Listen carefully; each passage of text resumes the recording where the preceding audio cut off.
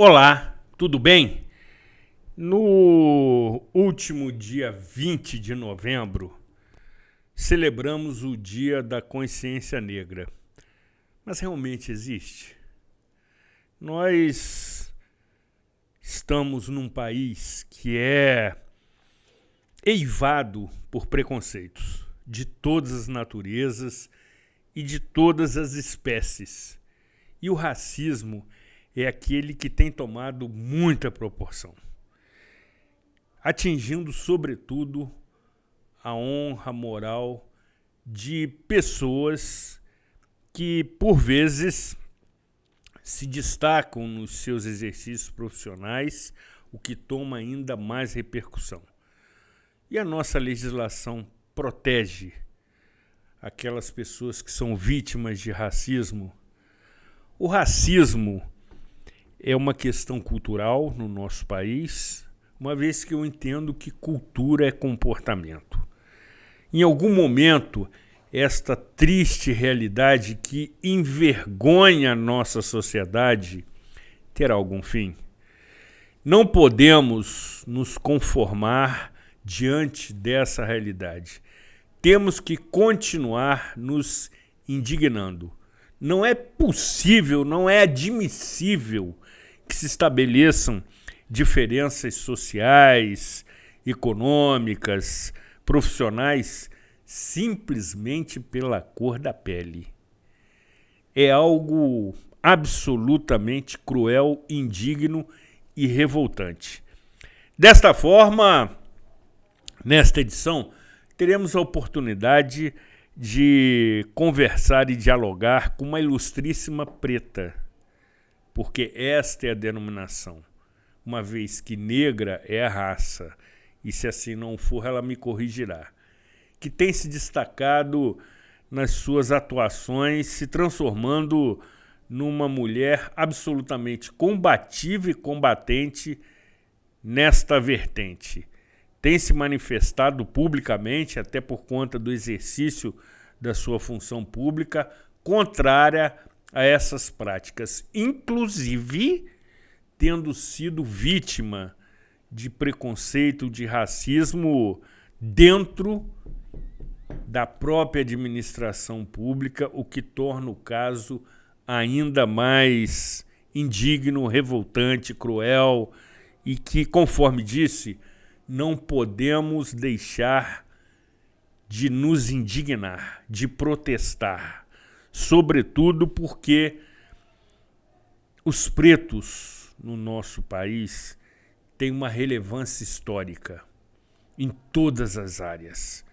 Você que conhece um pouquinho da história do nosso país, relembre as grandes figuras que se destacaram em todas as áreas no nosso país.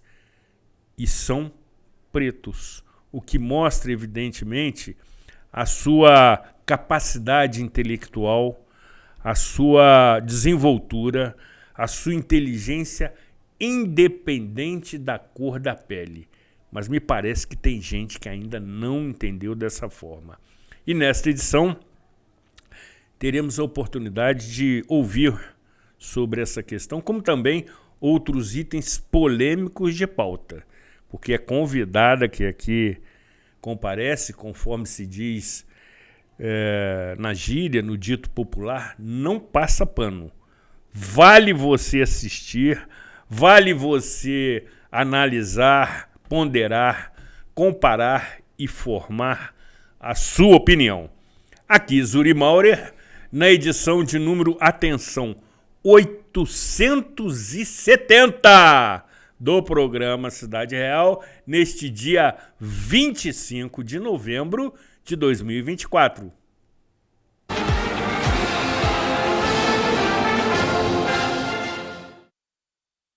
Somos mais do que uma empresa de transporte. Somos parte da história da cidade. Com um olhar para o passado, reinventamos o futuro, reforçando laços e gerando a sensação única de pertencimento à Nova Friburgo. Juntos construímos o caminho de volta às raízes e resgatamos nossa identidade visual original.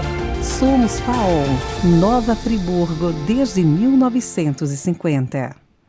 Você que é MEI, microempreendedor individual, já deu o primeiro passo para a sua independência. Agora, a Cianf quer te ajudar a crescer. Aqui você tem o nosso apoio desde a abertura e em todas as etapas. São muitos serviços disponíveis para você. Emissão de boleto DAS, emissão de nota fiscal, desconto em plano de saúde, consultoria jurídica e contábil e muitos outros. Procure a Cianf e saiba mais. A Cianf, a casa do MEI.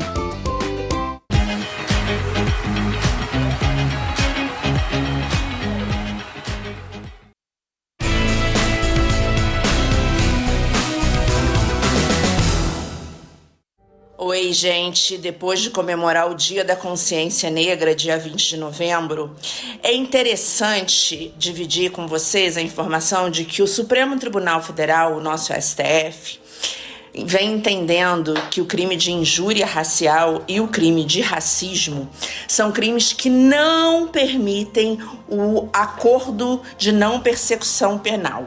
Ele não admite a NPP. Esses dois crimes, eles são imprescritíveis e eles não são passíveis de nenhum tipo de transação penal. Uma outra questão que o STF também entende é que não se justifica, não é permitido a abordagem policial em pessoas negras apenas com fundamento na cor da sua pele.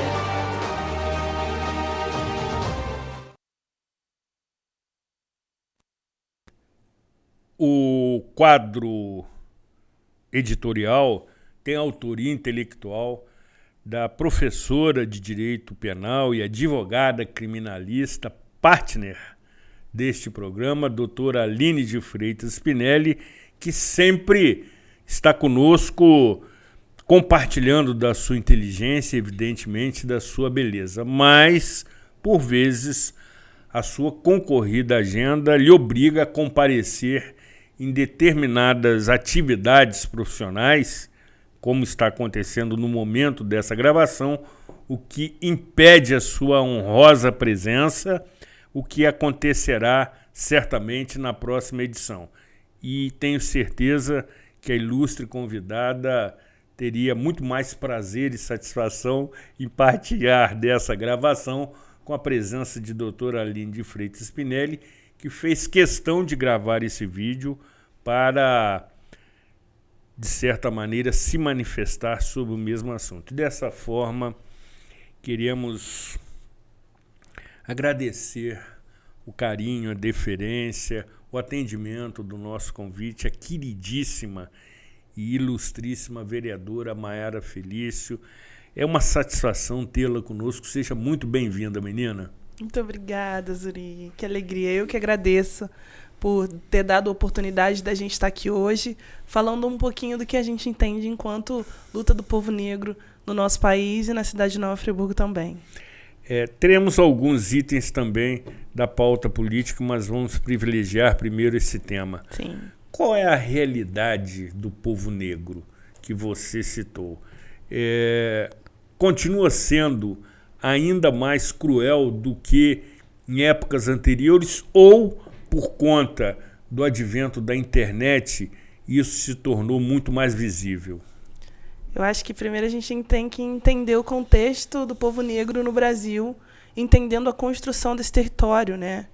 Existe, Zuri, uma tentativa de romantização da colonização que traz para a gente uma sensação de boa conduta, de parceria, de evolução, de desenvolvimento, que não é uma realidade. Por exemplo, Nova Friburgo é um bom exemplo para a gente pensar e analisar.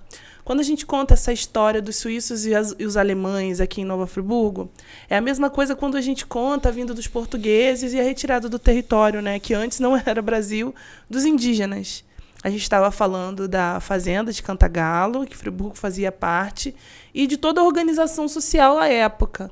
Nós tínhamos povo preto aqui escravizado e também povo livre. A gente tinha um quilombo na altura de Macaé de Cima. E quando a gente conta essa história da colonização, falando como se tivesse acontecido pós a abolição da escravatura, o que não aconteceu, né? A gente tem a chegada dos suíços alemães 70 anos antes do fim da escravidão no Brasil.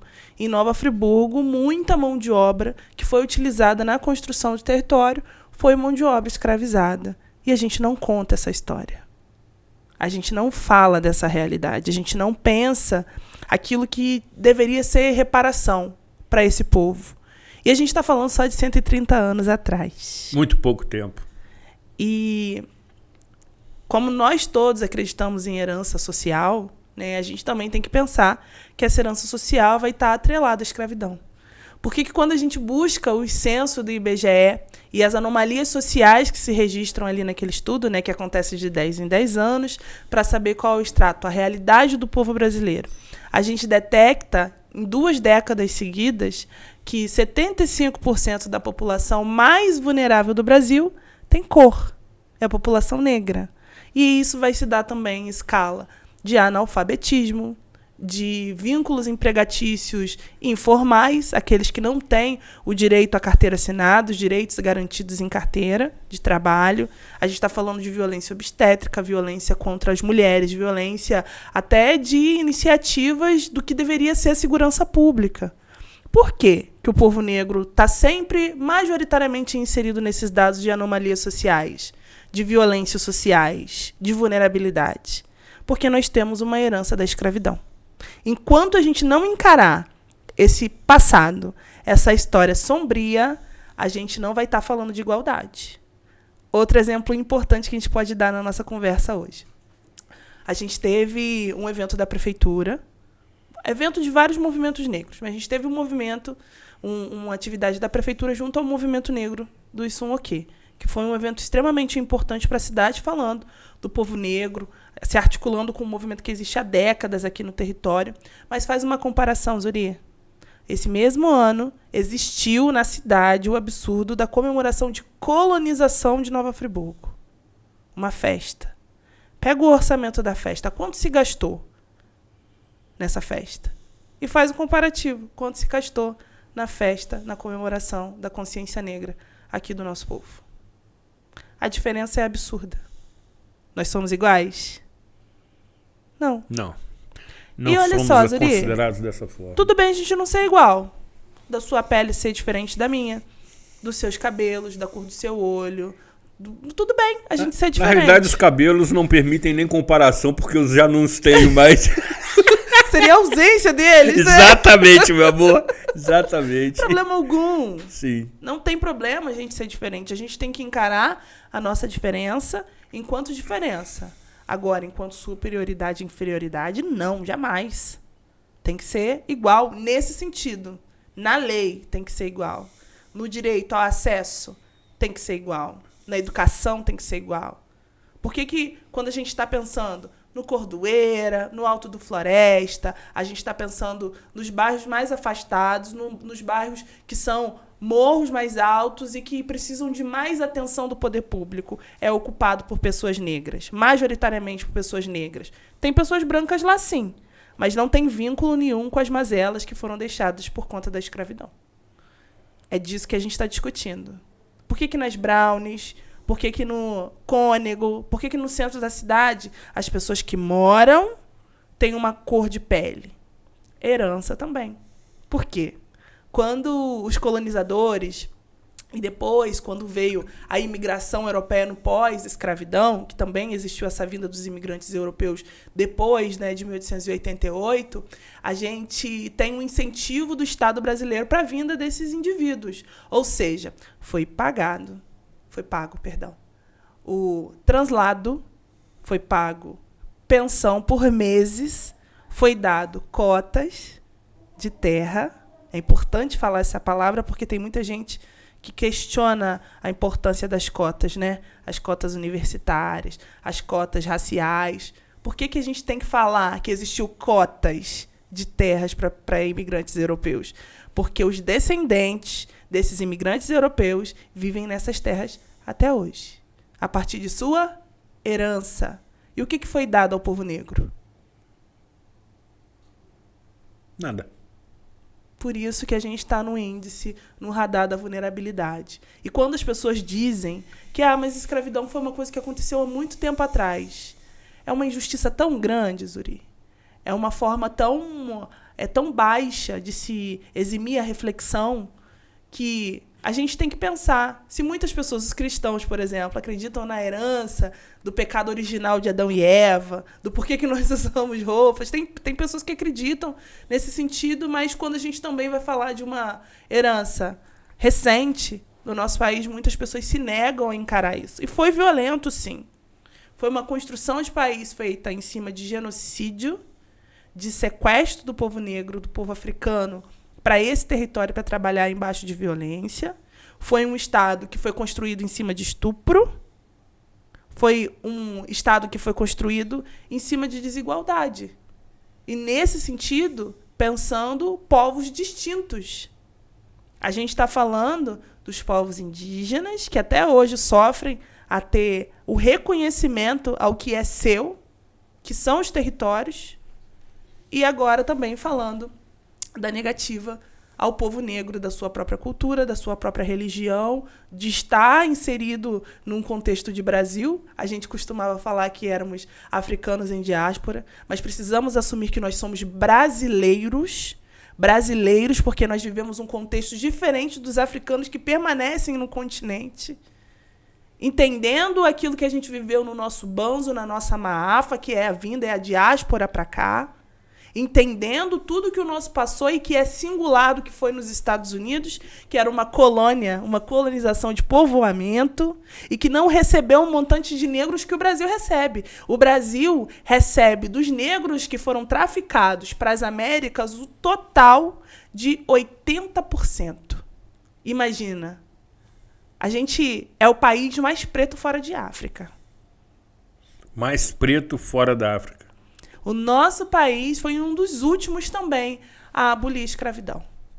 Então, nós temos muito ainda para se debater. Nós temos muito ainda do que falar, do que entender, para que, de fato, a gente consiga caminhar para uma igualdade. Hoje não existe igualdade no nosso país. Hoje ainda a gente não consegue entender o quão importante é esse povo que hoje não é reconhecido. A gente escuta em alguns momentos, Mayara, mas a escravidão só aconteceu porque negros venderam negros. Não. Não. A África foi potência mundial durante séculos. Por quê, Zuri? Em África, a mulher conseguia sair para caçar. Era um matriarcado, né? 85% de território africano é matriarcal, ou seja, os direitos eram igualitários entre homens e mulheres. Mulheres governavam. E também vários povos, né? Porque a África, na sua extensão de continente, são vários pensamentos, várias culturas diferentes também, né? É igual a gente aqui nas Américas. Nós não somos iguais ao povo que vive no Canadá. Nós temos costumes, nós temos línguas, nós temos outras formas de viver e formas diferentes de viver, né? Em África, da mesma forma. Povos se organizam naquele continente, países existem naquele continente que vão ter culturas, linguagens diferentes, né? Então, pensando isso, existe algo que é um ponto em comum em África, porque eles entendem o protagonismo da mulher. Lá, eles entendem, por exemplo, como a gente cultua a Deus. Por que a gente cultua a Deus, Zuri? Porque Deus nos deu a vida. Sem dúvida. E quem faz esse papel na Terra? As mulheres. Então, se a mulher teve condições, teve o dom divino, independente da religião, a crença, de gestar, ela também tem a capacidade de gerir. Existe uma sabedoria chinesa, salvo engano, o que tem me acontecido com frequência, que diz que metade do mundo é formado pelas mulheres, a outra metade são os filhos delas. É isso. É isso. Comprovando a sua análise. É isso. Agora, Mayara, diante desse cenário que você relatou com muita propriedade, inclusive com fundamentos históricos, como reverter esse cenário? Porque me parece que ele não está regredindo, pelo contrário, está tomando muita proporção. E devo dizer, de maneira muito ousada, que o racismo virou moda. Ele se tornou uma prática, sobretudo nas redes sociais, que por vezes me parece ser em terras sem lei, que agredir as pessoas pretas é sinônimo de status social, é sinônimo de fama, é sinônimo de provocação. E você deve sentir isso literalmente na sua pele.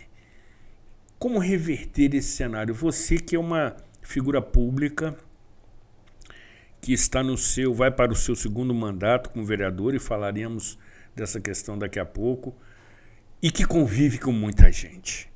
Você é uma liderança no meio, no segmento. Qual a percepção do povo negro? Zuri, acho até que eu converso com o que a gente estava conversando antes, conversa é redundante mesmo.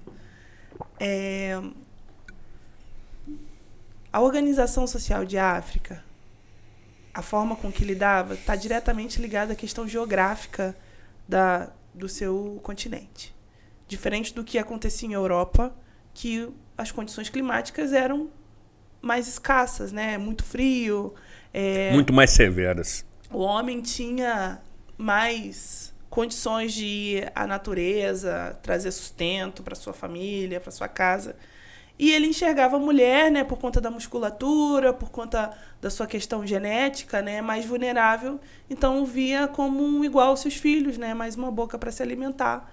E aí vem o machismo, a forma como a gente conhece, da superioridade dos homens e a formação patriarcal. Como a Europa coloniza o resto do mundo, né, o machismo vem junto. E aí a gente vai sofrendo as consequências dessa organização. Mas pensando sobre como nós lidamos com racismo e com todas as questões de vulnerabilidade ou tentativa de silenciamento do que é diferente, a gente hoje tem lei para responsabilizar. E, olha, cá para nós, todos os casos de racismo que eu sofri, que eu passei, depois da vereança, porque é uma... Depois da vereança. Zuri, o que você acha que é racismo? Quer dizer, você, por se tornar uma figura pública, sofre muito mais do que anteriormente. Não, eu sofro casos que têm a oportunidade de serem publicizados. A única diferença Exatamente. É essa, não é mais nem menos. Exatamente. Vamos fazer essa reflexão do que seria um racismo. Porque eu acho que que a gente nomeando, a gente consegue fazer o enfrentamento disso. Esclarecer melhor, inclusive. Nós temos vários tipos de racismo estruturados dentro da nossa sociedade. Racismo não é chamar alguém de macaco, jogar uma banana, que é o caso do Vini Júnior, né, que tem tomado também uma notoriedade mundial. A gente está falando de uma violência que ela é muito complexa e de uma sabedoria infinita, porque conseguiu se perpetuar por séculos, Zuri. A gente está falando de uma violência que conseguiu sobreviver até os dias atuais. E aí, para que isso fosse possível, ele precisa estar inserido em vários lugares ao mesmo tempo. Nós temos o racismo verbal e físico, que é aquele quando o preconceito vai às vias de fato. Mas no Brasil existe uma formação social ao qual existe o racismo velado.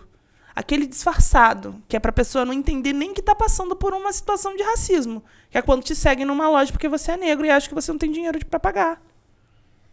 Quando você sofre uma abordagem policial na praça tomando sorvete. E quando você tenta falar que há uma autoridade, que há uma vereadora eleita, os policiais não dão ouvidos a isso. E aí revistam você e seu namorado negro e deixam o seu amigo branco que está do lado sem revista, Zuri. Na Praça Getúlio Vargas, em pleno domingo. Racismo é quando você não consegue se defender. O racismo velado é quando você não consegue se defender porque o outro vai falar era só uma brincadeira. Existe racismo recreativo. Existe aquele racismo de quando você chega num espaço de poder e você vê que muitas das vezes a televisão que vai fazer a gravação de uma sessão solene, ela não está preparada para gravar uma pele negra. Não está preparada? Zuri, tô falando... Inacreditável. Não é o caso daqui de Nova Friburgo, porque eu tenho companheiros e companheiras que fazem um registro belíssimo. A gente tem uma estrutura de comunicação de maneira muito na técnica. Casa Legislativa, a TV Zoom também, que Exatamente. A gente antes da vereança, mas eu estou falando de companheiras parlamentares negras daqui do interior de outras cidades que passam por isso. De vezes, até dos relatos de chegar na portaria e perguntarem se era uma visita ou se queria deixar um currículo. Isso é racismo. Sem dúvida. Que as minhas iguais passam. Sem dúvida. E que, de alguma forma, atinge a gente diretamente, que é para dizer que esse lugar não é nosso. Racismo velado é aquele que, quando se conta a história de que no Brasil foram colonizados, o Brasil foi colonizado por 3 povos.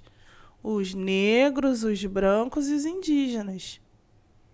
Essa é a maior mentira que se conta nos livros de história. Por quê? Os negros colonizaram o quê? Os indígenas colonizaram o quê? Quem colonizou foi o europeu, que veio, usou a força, a mão de obra escravizada e tirou o território dos povos originários. Então, o racismo é uma coisa muito complexa. E o que a gente tem que fazer para enfrentar o racismo atual e que se difunde nas redes sociais? Porque nas redes sociais as pessoas se sentem autorizadas que estão atrás de uma tela. Sem dúvida. Ninguém sabe, faz um fake. Estão e vai anônimos, lá é verdade. Mas não esquece você que se sente autorizado para fazer esse tipo de prática, que nós conseguimos encontrar o seu endereço IP. Ou seja, aquela internet que você paga, seja de alguma operadora, de telefone, móvel, ou seja, até aquela que você contrata da sua cidade, a gente consegue te encontrar. A inteligência da polícia está aí para isso e a gente já teve prova. Já ganhei alguns processos. Você, inclusive, pessoalmente. Já encontrei essas pessoas.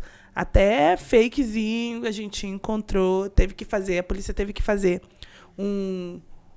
uma organização interna com São Paulo para achar a pessoa que tinha proferido o xingamento. E achou. E assim, então, como que a gente faz esse enfrentamento? Munindo a população de informação do que é, do que não é legal. Que não tem graça, gente. Se está humilhando alguém, não tem graça a piadinha que você contou. E é importante que vocês saibam, porque nós não somos acostumados a entender o contexto histórico do nosso país.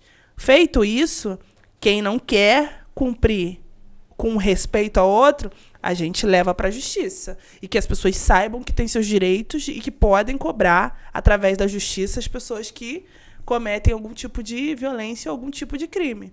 E, para além disso, Zuri, além de acolher a população, trazer as palestras para as crianças, empoderar essas crianças negras, fazer a conscientização da totalidade das turminhas, fazer uma ocupação nos espaços de poder.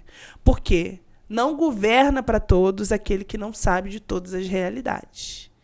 Quem nunca passou fome não sabe a urgência de uma cesta básica, não sabe a urgência de uma política pública de território periférico.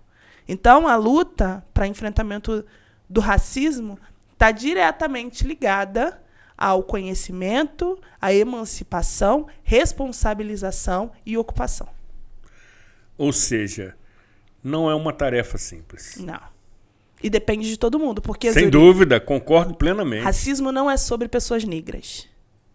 Racismo não tem nada a ver com preto. Racismo é o que fazem com pessoas negras. Então, é responsabilidade de todo mundo. Porque, diferente, as pessoas negras são as que sofrem com isso. Então, é responsabilidade de todos. Certamente. Agora, no âmbito público, você que vai iniciar seu segundo mandato, sim, com muito brilhantismo, você percebe que existe essa prática abominável do racismo também no ambiente público, não me referindo exatamente à Câmara Municipal, mas você circula muito entre movimentos de natureza pública, você visita as comunidades, você é convidada para várias ações, sobretudo pelos movimentos negros aqui em Nova Friburgo, e a queixa é exatamente a mesma ou existe alguma perspectiva de mínima melhora nesse cenário? Porque eu imagino, ou melhor, não consigo imaginar a pessoa preta que seja motivo dessas práticas que você elencou, que são questões rotineiras, absolutamente integrantes do dia a dia de qualquer ser humano. E aí, a cor da pele acaba criando uma seletividade, o que não é cabível.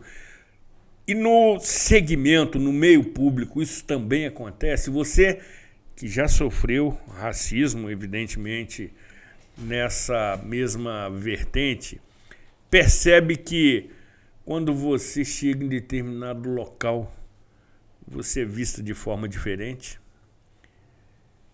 Zuri, o racismo está em todos os lugares. Em todos os lugares.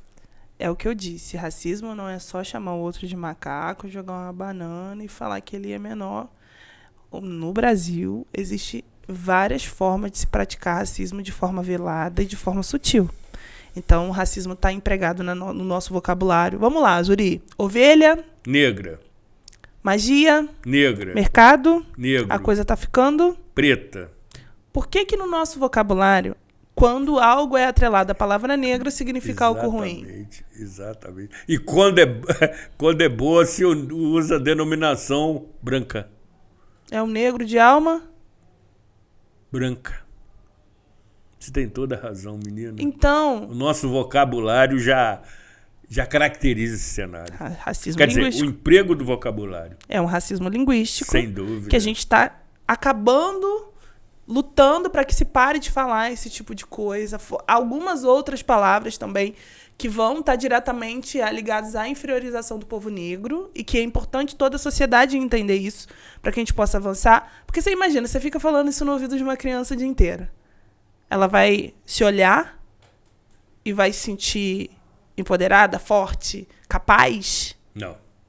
Então, toda a sociedade. Vai se sentir diminuída, prejudicada. Então, o racismo está em todos os lugares. Zuri, no ano passado, esse ano, a gente pegou alguns casos de situações com crianças que são muito dolorosas na rede de educação, alguns casos também na saúde, que a gente precisa debater, que a gente precisa olhar e fazer um enfrentamento, responsabilizar, conscientizar, aquela luta toda que a gente tem para fazer. Eu entendo que, quando eu era criança, as professoras não queriam me pentear, não sabiam o que fazer com o meu cabelo. Que isso, não. Menina? O cabelo crespo? Não, isso não é novidade para nenhuma pessoa negra que nasceu nos anos 90, antes, isso não é nenhuma novidade pra gente. Que quando você tem um cabelo crespo, igual o meu, por isso que eu faço questão de maior parte do tempo estar com o meu cabelo solto, ir pra tribuna, e o meu cabelo político é o meu cabelo crespo. No que faz muito bem. Porque a minha ancestralidade revelada na minha imagem são as pessoas que sofreram antes de mim se manifestando naquela tribuna junto comigo, são as pessoas que pisaram, que foram açoitados na Praça Marcílio Dias, aqui em Nova Friburgo, que era um pelourinho. Falando numa tribuna, num espaço de poder, eu faço questão. Mas na década de 90, as professoras não sabiam como pentear crianças pretas. A gente teve o advento dos crespos agora, né? 2010, 2015, que mudou esse cenário. Hoje você vê pequenininhos com uns blequinhos gigantescos e falando que é a sua coroa. Isso é muito lindo, nós avançamos nisso. Mas a gente precisa avançar muito mais. E no espaço público, principalmente porque é o lugar onde o povo precisa de acolhimento. É onde a gente busca um colo. Alguém que, poxa, cara, eu paguei tudo. Nesse mês eu consegui, com o meu trabalho, pagar o meu aluguel, pagar minha conta de luz, minha conta de água, mas eu não tenho dinheiro para fazer a minha compra. Por favor, eu pago o meu imposto. Eu consigo uma cesta básica? E aí, eu preciso que as pessoas que façam esse atendimento tenham um olhar de ver a necessidade do outro, de acolher a necessidade do outro, Zuri. E não pela cor da pele. Ah, esse aqui merece mais, olha ali. Esse aqui merece menos. Então, essa é a nossa luta, que não exista distinção. A nossa luta é ver que quando uma pessoa vai num espaço desse, ela consiga ser atendida por uma pessoa negra. Um médico negro. Zuri, eu apresentei tem 2 anos um projeto de lei que fala da saúde da população negra. Não é um projeto complicado, não. É um projeto onde a gente faz a conscientização da saúde da população negra. Por quê? Junto da herança de escravidão, nós tivemos também algumas mudanças genéticas. Ou seja, quando uma pessoa não negra tem hipertensão, ela consegue o atendimento ali, através do atendimento, a sua saúde tem um acometimento menor do que quando é para uma pessoa negra. isso geneticamente passado e é uma questão social de saúde, né, no nosso país, mas que quando a gente fala de população negra, a gente vê um índice muito maior de mortalidade por conta dessas doenças. Por que que a gente pensa isso? Por que que a gente enxerga isso segundo os estudos, as pesquisas? Por que que os institutos estão muito voltados a entender do porquê que a população negra morre mais dessas doenças crônicas do que a população não negra?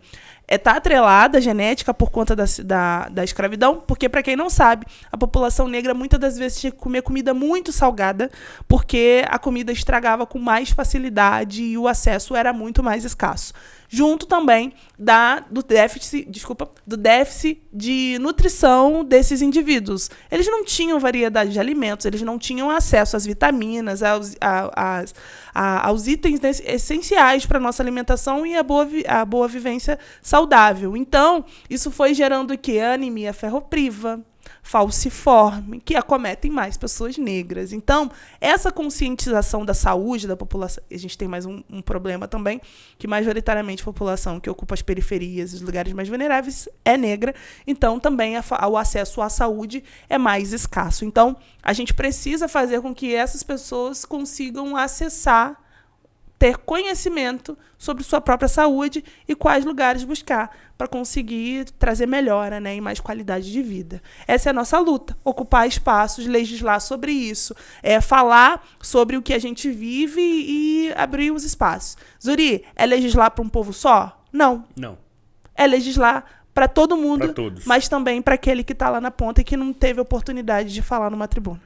E você fala muito bem, menina. Obrigada. Você toma conta, evidentemente, aqui da nossa pauta, o que é motivo de tranquilidade para mim. Você é inteligente, você é articulada e você fala com propriedade, o que convence. Obrigada. Percebi aqui na sua fala que você usa a emoção, a sinceridade, a transparência na sua narrativa, o que certamente convence. Obrigada, amigo. É algo assim bastante admirável para quem te assiste, como estou te assistindo, e também a nossa imensa expressiva audiência. Daqui a pouco, depois do nosso brevíssimo intervalo, retornaremos conversando sobre alguns itens polêmicos no que se refere à política municipal. Não saia daqui. Afaste-se da tela do seu celular.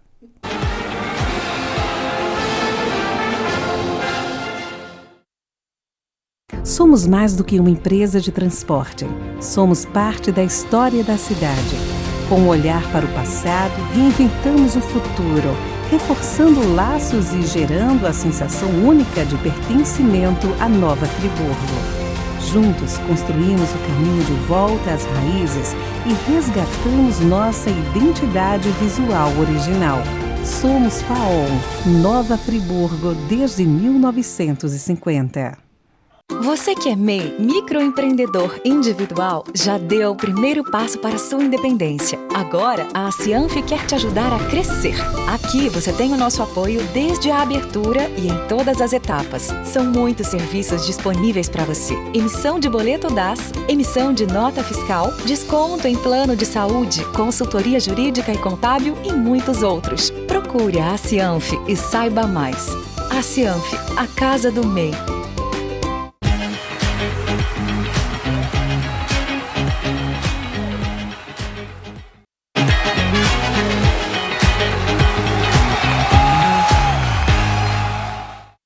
Senhoras telespectadoras, senhores telespectadores, nós no dia 20 passado comemoramos o Dia da Consciência Negra, Zumbi dos Palmares, que pela primeira vez foi comemorado em todo o território nacional. Há pessoas que são a favor e há pessoas que são contra. Eu sou a favor e mostro a você por que sou a favor. A consciência negra é para refletir sobre todo o contexto histórico brasileiro, todo o contexto jurídico-político do processo escravista. Vejam que em 1835, o Império Brasileiro votou uma lei que proibia ir à escola todo e qualquer negro, escravizado, alforriado ou não. E em 1850, uma segunda lei do Império, que era a Lei das Terras, determinava que nenhum escravizado, alforriado ou não, pudesse comprar uma terra. Então observa-se que há na estrutura brasileira uma série de medidas jurídicas, medidas educacionais, medidas que atingem a área da produção agrícola, que atrapalham o crescimento social de uma determinada raça que veio para cá e trabalhou aqui e teve seus prejuízos e suas agruras aqui no Brasil. Então, o que é o momento da consciência negra? É um momento para se pensar na questão histórica, no passado. Max Weber, sociólogo alemão, nos diz que os julgamentos históricos devem ser feitos no sentido da história. Mesmo que naquele passado houvesse uma aceitação desse regime escravista, hoje cabe uma reflexão sobre este mesmo passado. O Supremo Tribunal Federal, por exemplo, considera as cotas como válidas, como juridicamente e constitucionalmente válidas. O que significa uma oportunidade para todos os que são descendentes da raça negra, as pessoas pretas deste país, que elas possam aos poucos ir resgatando o seu direito social e o seu direito político. Isso é importante. É importante refletir historicamente sem radicalismos, mas procurando corrigir ao longo do tempo os erros que foram cometidos.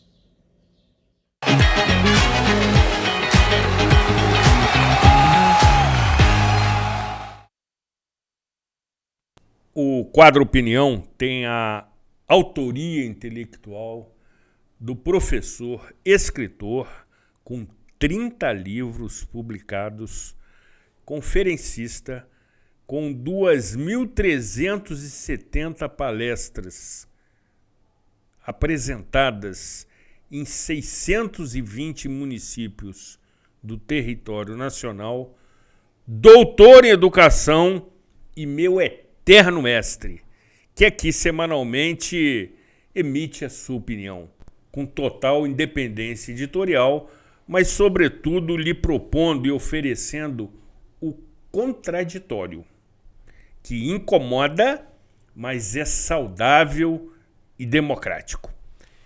Querida vereadora, acrescente alguns itens de pauta que ficaram pendentes do bloco anterior. Tá bem. Acho que a gente já conversou sobre muita coisa interessante e como a gente busca esse reconhecimento de povo. Eu acho que a gente tem debatido mais, tem tido mais oportunidade de se ouvir.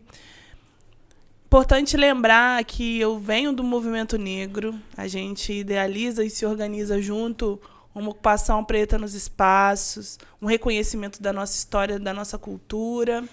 E é muito bonito ver isso sendo difundido na nossa cidade. Cada vez mais que a gente anda na rua, a gente vê mais cabelos crespos, as pessoas mais ousadas nesse sentido. E a política acontece a partir de um anseio também do nosso movimento. Zuri, quando eu decido concorrer pela primeira vez, foi porque a gente tinha mais não da prefeitura do que sim. A gente não tinha uma oportunidade de semanalmente ter um espaço direitinho, sabe? Pra gente poder se reunir. Não tinha ninguém pedindo dinheiro nem emprego. A gente só queria se reunir num lugar fixo para que tivesse esse lugar de debate, esse lugar de reflexão sobre a história do povo negro aqui em Nova Friburgo. E não tivemos essa porta aberta de forma digna. E aí a gente decide lançar um nome para concorrer.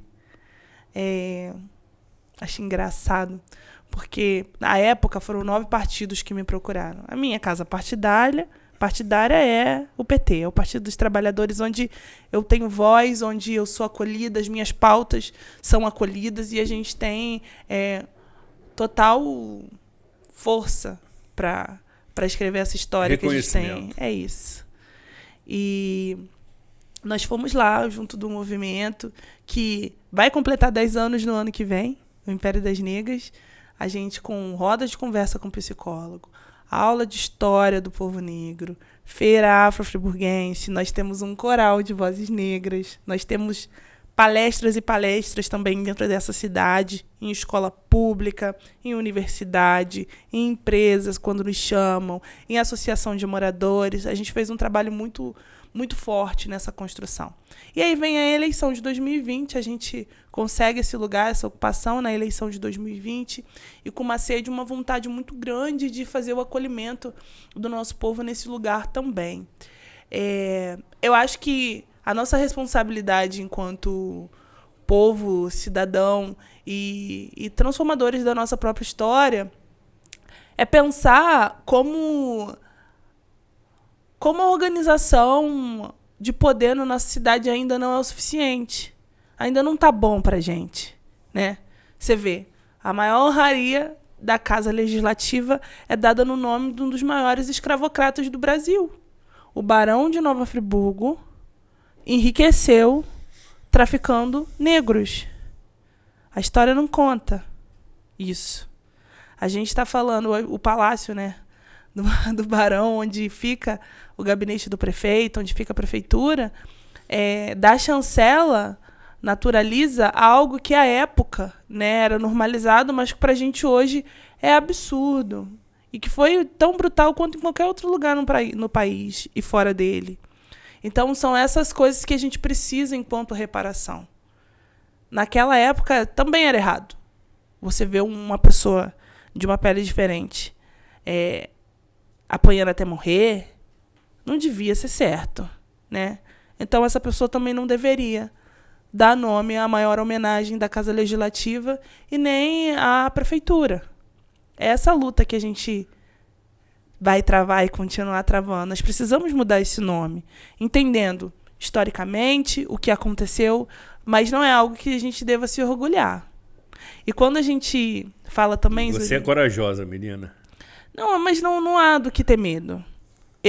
Você é corajosa. Eu deveria ter medo se esse cara estivesse vivo. Não é? Verdade, menina. E não. A diferença é que hoje eu sou livre. Eu não preciso ficar com um grilhão no pescoço ou ir me dormir numa senzala. Uhum. E por falar em senzala, um subsecretário teve coragem de se referir ao meu nome, falando que eu estava numa senzala ideológica. Soubemos disso. É para você ver quão atual e quão vibrante é o nome desse barão na cidade que autoriza um subsecretário de cultura à época falar assim sobre, se referir assim a mim. Então, o primeiro lugar que a gente tem que mexer, a organização social começa, a transformação social começa dentro da política. E é por isso que a gente escolheu estar na política. É para incomodar mesmo, Zuri. Tem gente que fala que essa vereadora só fala sobre isso. Essa vereadora negra, essa neguinha acha que ela tá lá e... Às vezes romantiza, ela não vai dar conta, ela não vai saber falar uma frase na tribuna. Não, começaram assim, Zuri. Ela não tem chance, vai concorrer, não tem chance, desiste, menina. Isso não é bem assim, política não é bem assim. Toma cuidado, você é só uma garota. Presta atenção, a política é cheia de tubarões. Você não vai conseguir ganhar voto assim. É feita pra gente grande. É isso. E aí ganhei é mais votada. Sensacional. Ganhei é mais votada. Aí ela não vai conseguir se reeleger. Vai ter muita dificuldade. Ela não vai conseguir falar uma frase na tribuna. Essa menina não vai conseguir usar uma ferramenta legislativa. Aí fui lá e foi a vereadora que mais apresentou o projeto de lei, aprovou, na verdade. Projeto de lei na Casa Legislativa, nessa mandata. Ranking de audiência pública, de visita, fiscalização. Fiz e aconteci. Ganhei do prefeito algumas vezes na justiça. Fiz e aconteci. Não, ela não vai ser reeleita. Tudo bem, gente. A eleição é uma caixinha de surpresa. Ah, mas ela não fez nada. Ah, mas ela não trabalhou. Ah, mas ela não... Ah, vamos negociar o voto dela aqui para determinada coisa. Ah, vamos... Segunda vez, mais votada. 700 votos a mais do que na primeira eleição. E assim, a gente continua fazendo, mas as pessoas se sentem autorizadas a deslegitimar o que a gente faz. Primeiro, descredibilizam. Depois, tentam manipular. Quando não dá certo, eles vão para bater de frente, atacar. Buscar alguma coisinha para desmerecer. Porque, olha só, Zuri, várias coisas aconteceram nessa última legislatura. Eu apareci no jornal diversas vezes. A maior parte delas porque sofri racismo. Mas e as minhas 28 leis não tiveram o mesmo protagonismo do que essas 28 dores. leis aprovadas. Sim. Apresentadas tem mais algumas dezenas, mas aprovadas foram 28. Parabéns pelo desempenho. Obrigada. E assim, eu sei que é importante mudar nome de rua, de algumas situações, a própria homenagem, mas eu me dediquei a coisas mais urgentes nesse primeiro momento. E mais relevantes, obviamente. E eu olho assim, porque eu apareci muito. Teve uma vez que a gente fez uma celebração do dia do professor de educação física e que houve uma dança no plenário. Eu lembro disso. Nossa. Nós tivemos vários casos pesadíssimos dentro da Casa Legislativa que não tiveram a mesma notoriedade. Porque se qualquer vereador errar, é uma coisa. Mas se a Maiara Felício errar, é outra. Me colocaram, eu acho que esse foi o que eu achei mais incrível. Fizeram uma manchete de uma votação que aconteceu antes de eu ser vereadora. Mas a minha foto estava na matéria. Colocaram na sua conta. Aham. Então, tem que tomar muito cuidado nesses espaços. A gente tem que se blindar muito. Sem dúvida, menina. Tem que ter muita responsabilidade, senão a gente muito é cuidado. atropelado. Agora, nós estamos caminhando para a reta final do nosso programa, mas você provoca a pauta política. Evidentemente que carece de um programa só para falarmos disso. Mas eu quero ressaltar o seguinte: o desafio que a bancada do PT, composta por você e o companheiro Cláudio Damião, que esteve aqui nos concedendo uma entrevista também bastante polêmica e que está disponível nas redes sociais da emissora, inclusive no aplicativo da TV Zoom, terão uma missão muito difícil. Até porque Sua Excelência, além de se reeleger, formou maioria de bancada na Câmara Municipal. Quais serão os desafios, vereadora Maiara Felício, que você está se preparando para enfrentar na próxima legislatura? Zuri, eu falo assim do Cláudio Damião, com muito orgulho. Muito orgulho porque é um homem que deixou um legado dentro da Casa Legislativa e que hoje eu vou ter a honra de cumprir mandato ao lado dele. Sem dúvida. Com a minha forma de trabalhar e ele da forma dele de trabalhar. Mas ambos com a mesma bandeira levantada, que é a bandeira do povo trabalhador e do povo que mais precisa de atenção na organização pública do nosso município. Eu sei que é uma missão muito difícil. Essa última legislatura, e assim, ocupando a Casa Legislativa sozinha ali, naquele momento, foi uma missão muito difícil. Mas eu fui a vereadora que mais aprovou lei. Eu fui a vereadora que mais tive ali assiduidade nos temas, nas causas populares, nas manifestações, na organização de tudo que foi proposto ali. Agora, eu e Cláudio somos potência dentro daquela Casa Legislativa. Sem dúvida. Porque, além de... Eu não vejo como um alívio. Porque eu não vou esmorecer e nem relaxar porque eu tenho um companheiro agora na casa. Mas eu acho que agora a gente vai dobrar essa força. Sem dúvida. Para garantir direito para o nosso povo. E cá para nós, Uri, como o povo de Nova Friburgo sofreu nesses últimos anos. Uri, é muito lindo. É muito lindo ver a luz de Natal ser acesa. É muito legal.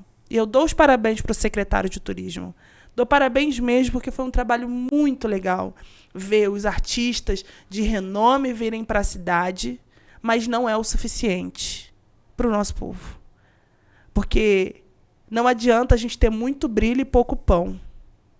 Não adianta Belíssima a gente definição. ter uma força de entretenimento. Eu acho que o turismo precisa ser abordado também como a gente pensa o Cefet como um lugar que nos fornece essa mão de obra, e o quão de Nova Friburgo a gente ainda tem, não digo a palavra explorar, mas para aproveitar, render economia, pensar preservação, pensar sustentabilidade, e esses estagiários, a mão de obra, enfim, né, de forma de vínculo permanente, como a gente precisa desenvolver esse turismo, mas principalmente os outros setores. Não tem como a gente ter um secretário muito bom numa pasta e no restante a gente não se importar.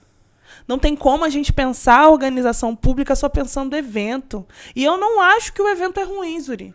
Não é, eu não vou bater, você não vai me ver batendo no Natal, você não vai me ver batendo em evento, você não vai, porque não, eu sou uma pessoa que gosta muito e eu acho que é importante para a nossa cidade. Para a economia local, sem Mas dúvida. eu não vou me silenciar porque a gente está tendo evento e a gente está sofrendo na fila do SUS aqui no nosso município, com caixas e caixas de medicamentos para vencer.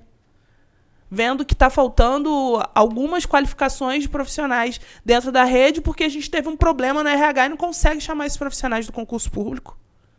E aí chamar os vereadores que evidenciam isso, que querem resposta sobre isso, que trazem luz a isso, que salvou a pele do prefeito em diversas vezes com a nossa oposição, falando onde estava o problema, onde teria problema, e trazendo para ele, antecipando para que ele conseguisse resolver, a gente aprovou o concurso.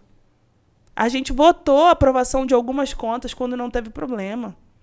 A gente aprovou alguns índices de remanejamento para que ele conseguisse ter jogo de cintura em determinados momentos. Só que ele pegou toda essa governabilidade que nós garantimos e proporcionamos para o governo dele e deixou a nossa população à mercê.